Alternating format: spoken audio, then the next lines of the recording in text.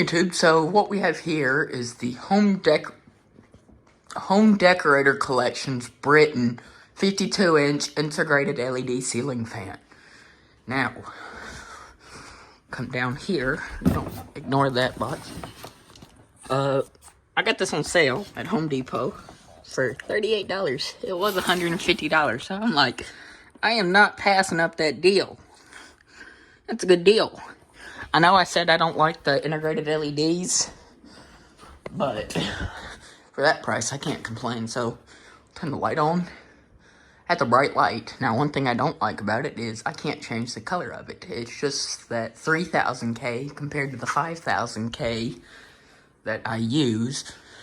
But something, I think the biggest drawback to it, we'll turn off these other lights, is if you look, the light is really just projected down.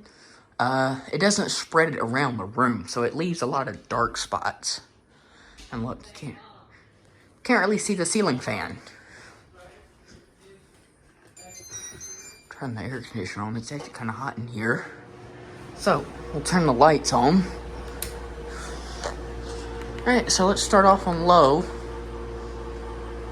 The fan's whisper quiet. There's no noise from the fan. It does have an induction motor in it. It's not a DC motor like some of the other Home Decorator Collection fans that we sell at Home Depot. Now,